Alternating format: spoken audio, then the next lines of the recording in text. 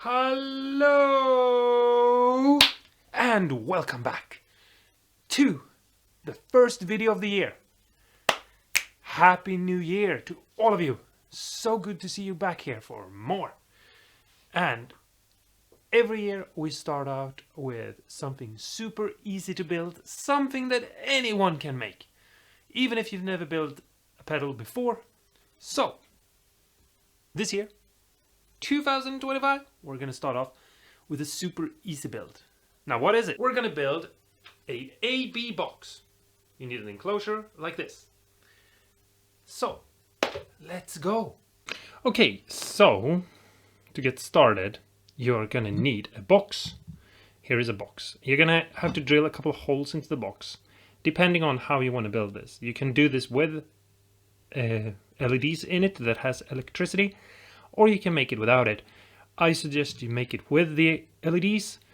There is a lot of benefits to it, and it's not that much harder to make. So you need to drill 2 little holes on the top for your LEDs and 1 for your foot switch. These are 3 mils or 3.5, and this is a 12 millimeter. Then you need 2 holes for your jacks. These are 10 mils. And then on the opposite side you need a 1 hole that is a 10 mil for your jack. And then on the top, if you go with the power supply, you need a 12 for your power in, your DC in. That's so you can plug in power just like you do to all your other pedals.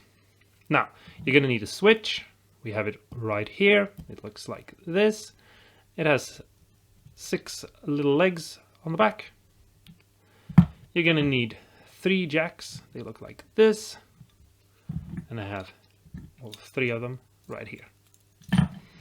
Then you're going to need your DC jack. It looks like this. Very easy.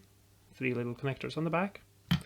And then you need 2 LEDs. I suggest 2 LEDs of different colors. And here I have 2 LEDs.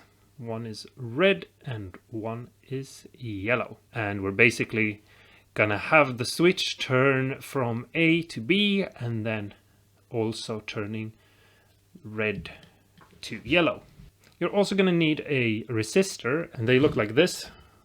You can see them here on the box. And you're gonna pick one that is either a 1K, a 2.2K, or a 3.3K.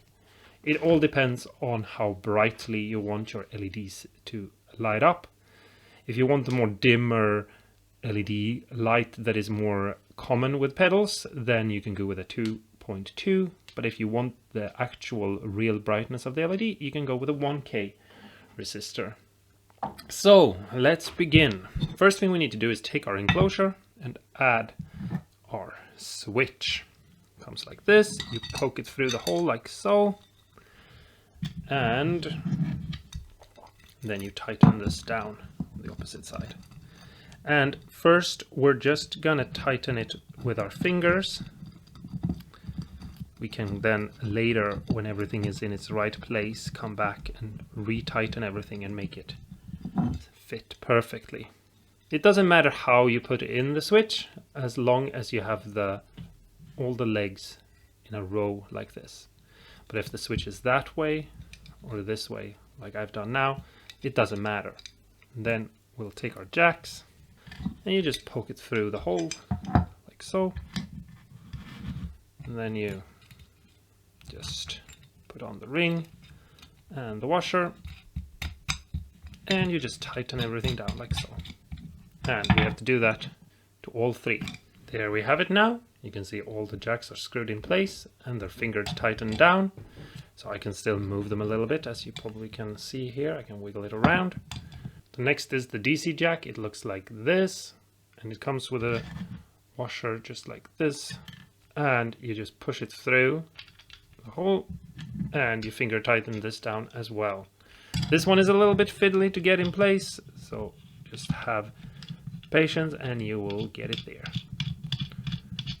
There is no real right way of positioning the hole here, but I like to try to make sure that the ground leg, which is the bigger, fatter leg, goes straight up.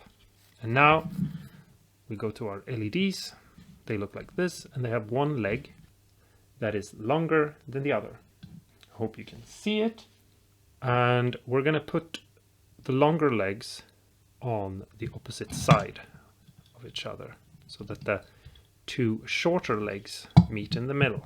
So just press it in through the hole and then press the other one through the hole with the shorter leg together.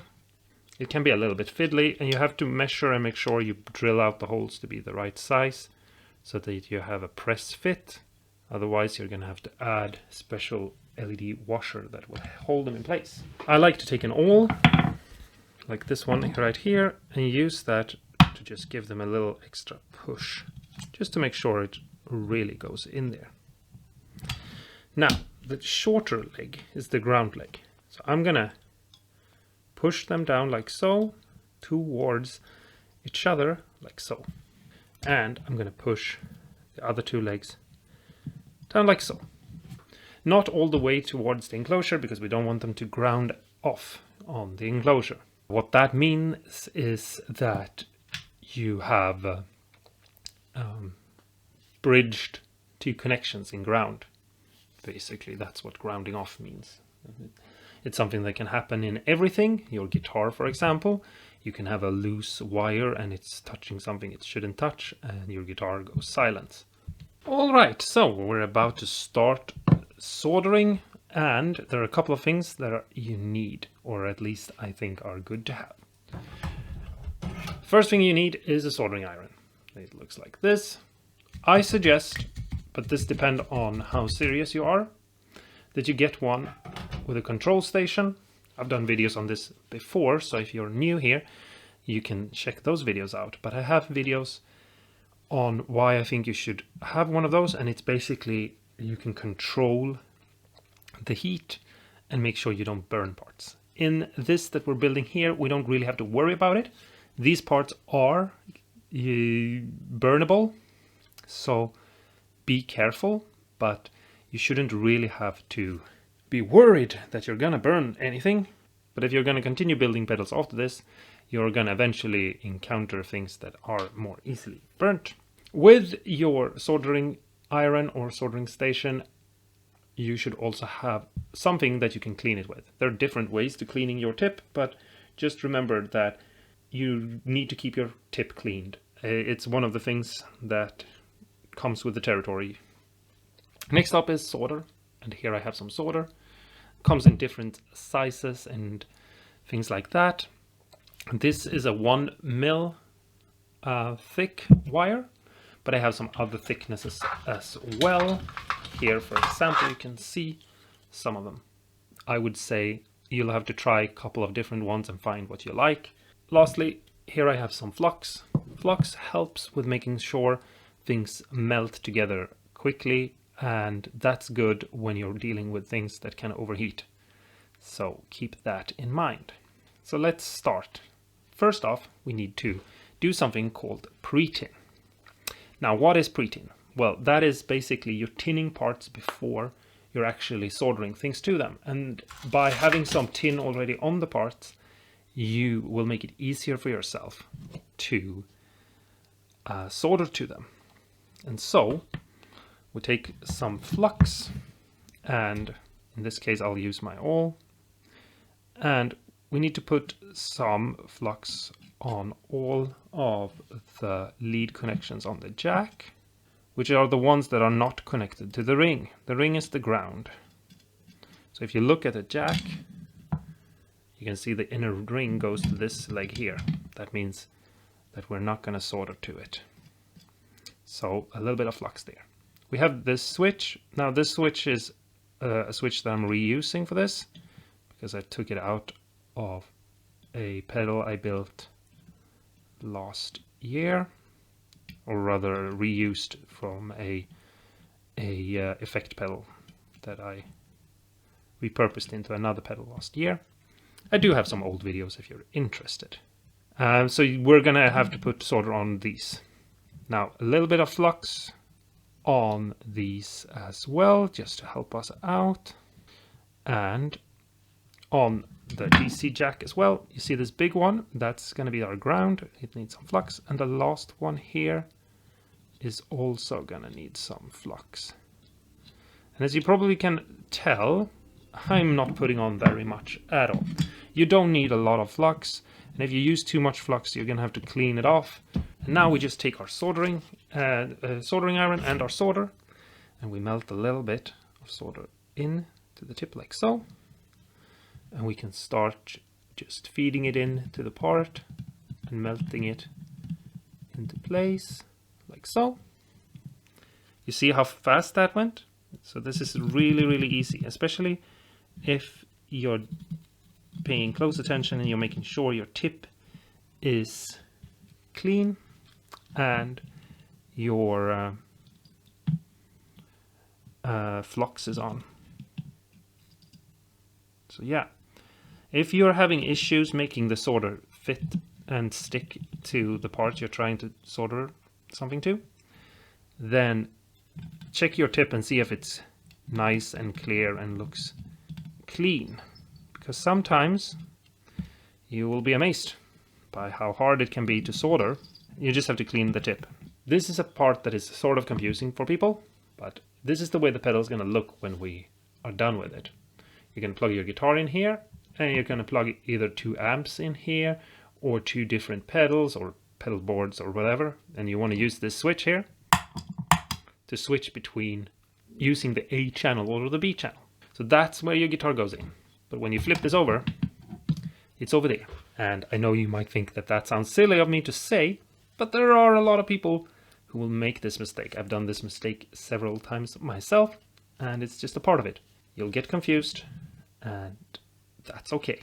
So just keep that in mind, that the jack is on the opposite side. Here I have a wire, and I'm dipping it in a little bit of flux. And I'm taking some solder from my solder that I have right here, and I'm just feeding it into a tip, and I'm going to attach it right here. I try to always use different colors so that I am not confusing myself with anything. So let's make the upper one, the A channel, this green wire. You can pre-tin your wires as well if you want to. There we go. And then let's do blue wire for the B jack. Now all of these are connected to the lead and not to the ground. And so I just add it in like so. Now we're going to cut these. And I'm going to cut them with my wire cutters. They look like these. I'm going to do right here. You can get different sizes, but for pedals I suggest you use these. These are a cutter with a 2mm, and for pedal work I think these are the perfect size. Now we're going to pull this wire here down to the switch, and we're going to cut it off and just give ourselves a little bit wiggle room. It's going to get attached into the middle, so I'll pull it back a little bit more than that, and I'll cut the wire.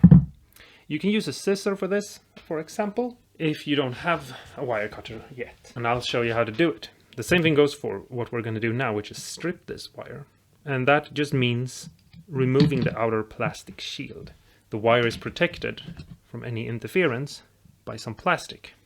And with some flux and solder, we can pre-tin this wire. Now I'm going to move this wire in here, and I'm going to attach it to the middle leg here, like so. Make sure it doesn't touch anything else than the leg we just attached it to. And now we'll do the same thing with this wire here. As you can see, we don't need to have that much of it, so we'll move it up past a little bit. You want to have more wire than just super pulled directly there, because sometimes things move, and if they do, you don't want the wire to break. So give yourself a little wiggle room, but don't overdo it either. So we want the shortest wires we can have without the possibility of anything breaking. And the B jack, which is the underside one on the front, will be the underside of this switch, like so. The same thing goes for the A. The A is all the way up here, and so it's going to be the upper part of the switch. We'll move it down there. We'll give ourselves a little bit of wiggle room to attach it. So we'll cut off some wire. We don't need them to be that long. Then we'll strip this back as well, like so. Give ourselves a little flux, just like so. And we'll pre-tin it, and we'll add it in here to the upper leg. And now, technically, we are done with the pedal. If you don't want to do LEDs or anything, you can stop here and you'll be happy to know that this will work. You can plug your guitar in here, and this switch will pull the middle leg right there from either being connected there or being connected there, depending on which of the two clicks you're in. So now it's those two, and now it's those two. And that's all you need to do. That's super easy. But I want an LED, and I think you do too. I think it's a good idea to have an LED, and so I want to add one in. We'll start off by adding the ground wire to the LEDs.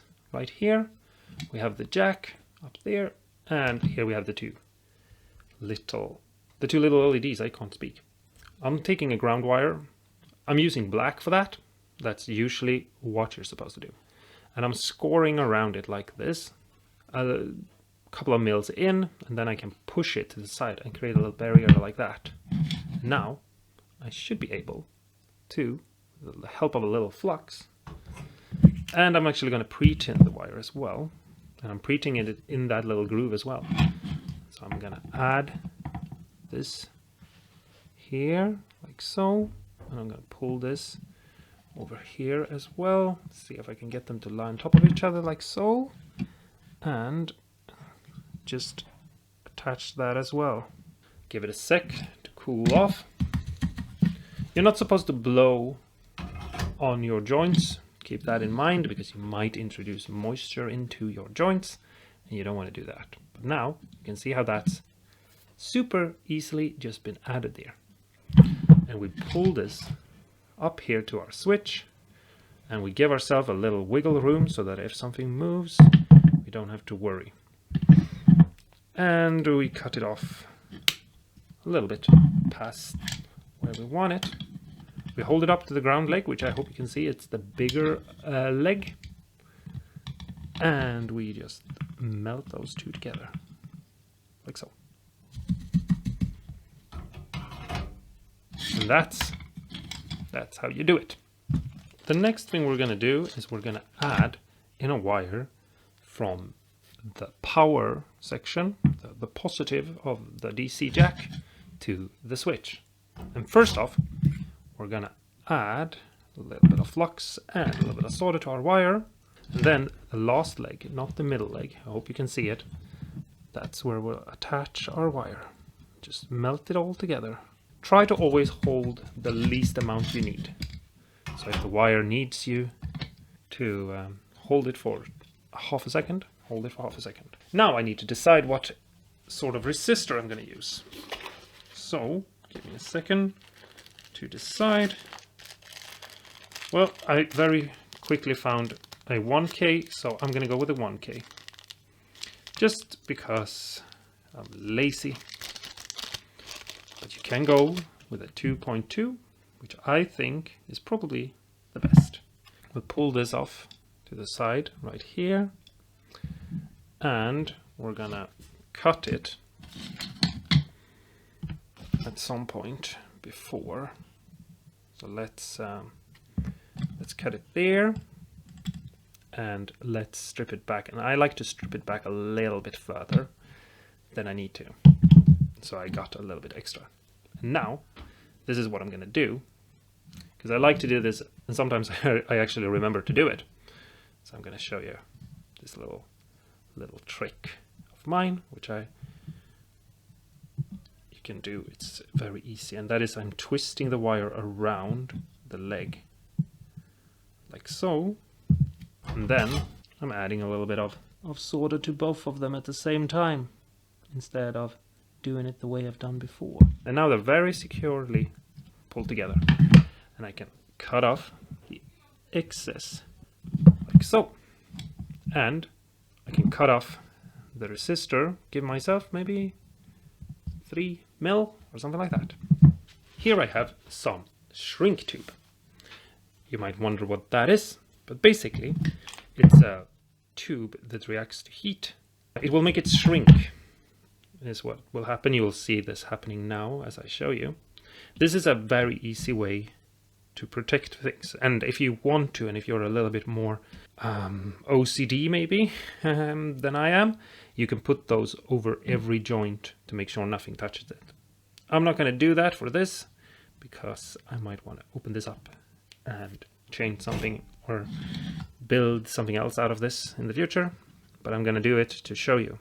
So I put it over here and I hold it roughly over the part as well for this one, and I use my soldering iron, but I don't use the tip because I don't want it to be clogged up, and I sort of just hold it there, and I hope you can see how it's melting into place. And you just have to rotate it and move it about, and it shrinks down. And you don't need to make it super tight and fit perfectly. It's a good thing if you can, but sometimes it can be a bit fiddly to do that. And as long as it's staying put where it needs to be, it's probably going to be good enough. I pricked myself on the leg of the resistor. Crazy. I don't know if that's ever happened before. Oh well, it's a new year, new experience. So now we've hidden the resistor in there. And you might wonder, why do I have to have a resistor? The reason why you need to have a resistor is because you will burn the LEDs. The LEDs do not take the 9 volt power, so you need to adjust it by putting on a resistor. And now we can just take some solder on our tip and we'll melt that resistor leg into the middle here, add it to the middle leg of the switch right there. And then we just need some new wires going to the positive legs of our LEDs. Here I'm going to add this wire to the first LED. I'm making it a green wire because I made a green wire for that LED's jack, and I think it's a good idea, a good practice, and I hope you agree, to keep everything consistent and try to use the same wires and same color combinations for everything. That way it's very easy to see if you've made a mistake. If you, for example, have a ground wire going somewhere where it shouldn't, because you'll have a black wire going where it shouldn't be going. And I'll add the blue wire to the blue jack's LED. Just melts into place. You can cover these up and you can make them a little bit more securely so they won't touch anything. You can also put down, for example, a piece of tape underneath. Let's actually do that. So here I have electrical tape.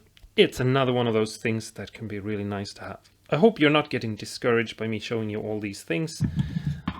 You don't need to buy everything at the same time, and you also don't necessarily need to buy everything. I'm just doing this right now more as a showing you that it's probably a good idea to do it than a you have to do this. I think it's a good idea to do it, but you can get by without it and have fun and just build things for fun without it. I promise you. Yeah, there I have them, and if they get pushed down, they're gonna hit the tape before they hit the metal. Alright, let's take this one first and pull it over here. And we don't need to cut this one down any bit at all, actually, because it's so... we won't win anything on doing that because it's such a small wire. So let's just pre-tin it, like so. And put this one on the opposite side of the blue jack, which is right there. Just melt them together in there, and then let's see if we can tuck down this wire in there in the corner, like so. Let's take this wire, pull it up to the last leg there, the opposite of the green jack. We get the green LED, like so. And now, basically, we have 2 switches in this pedal, but it's controlled by one. And one switch just selects which of the 2 LEDs gets power, and the other one selects which jack gets connected. If you flip these 2 around, wrong LED will light up. We want the signal to go to this jack and to turn on this LED. We want the signal to go to this jack and turn on this LED. And we want them to just sort of go together. If we wire it up the opposite way, basically having this wire and this wire flipped, down here, then this jack will be connected, but it will be this LED. I hope you understand. I have videos on switches, and I have videos on jacks, and I have videos on LEDs. So if any of this is maybe not explained as well as you would like it, or if you are still confused, check out those videos and see. But now, this one looks all ready to go. So, one last thing we have to do, which I think you already know, but we need to take our back plate, add it back on like this, and put in our screws. And then we just screw in our screws, like I'm doing right here, and yeah, and we'll be good to go. Ta-da! All screws are in. Whoa! So here is the pedal now. I think it looks pretty cool. And if we take our power from our outlet, you know, our pedal power, and we plug it in, and you see it lights up and it switches.